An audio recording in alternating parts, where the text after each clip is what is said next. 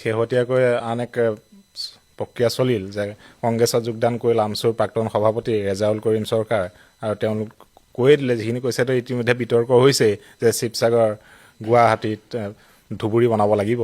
চাওক, ৰেজাউল কৰিম চৰকাৰ দুটামান কথা মই বহুত মন কৰি আছোঁ। এটা হ'ল ৰেজাউল কৰিম চৰকাৰে ক'লে যে মই জাতিৰ প্ৰশ্নত আপোচ নকৰোঁ। তেওঁ মিয়া হিচাপে মিয়া জাতিটোৰ কথাই কৈছে, কেতিয়াও তেওঁ অসমীয়া জাতিৰ কথা কোৱা নাই। তেওঁ ক'তো কোৱা নাই যে অসমীয়া জাতিৰ প্ৰশ্নত আপোচ নকৰোঁ, তেওঁ মিয়াৰ প্ৰশ্নত আপোচ নকৰোঁ বুলি কৈছে। এতিয়া অসমত দুজন প্ৰাক্তন মুখ্যমন্ত্ৰীৰ সন্তান কংগ্ৰেছত আছে, গৌৰৱ গগৈ, দেৱব্ৰত শইকীয়া।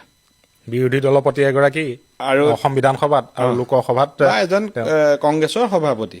দুয়োজনে ভাল দায়িত্বত আছে, দুয়োজনে প্ৰাক্তন কংগ্ৰেছী মুখ্যমন্ত্ৰীৰ সন্তান। আৰু তেওঁলোক দুয়োজনেই অসমৰ ৰাজবংশ আহোমক প্ৰতিনিধিত্ব কৰে।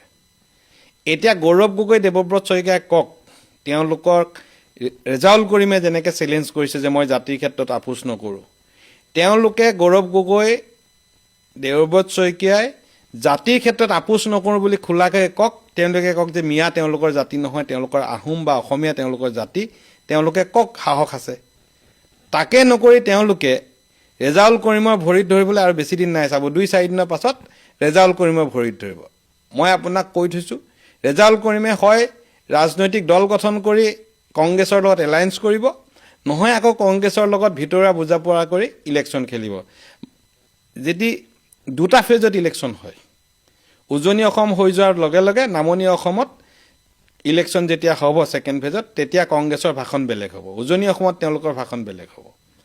গতিকে ৰেজাউল কৰিমে কোৱাৰ দৰে গৌৰৱ গগৈ, দেৱব্ৰত শইকীয়াই কওক তেওঁলোকৰ জাতি, তেওঁলোকৰ জাতিৰ ক্ষেত্ৰত তেওঁলোকে আপোচ কৰিবনে নকৰে। নহ'লে আমি নিশ্চিত যে অসমীয়া জাতিৰ খিলঞ্জীয়া লোকৰ সুৰক্ষাৰ ক্ষেত্ৰত এই দুজনে 2-4 দিনৰ ভিতৰত আকৌ ৰেজাউল কৰিমৰ ভৰিত পৰিব।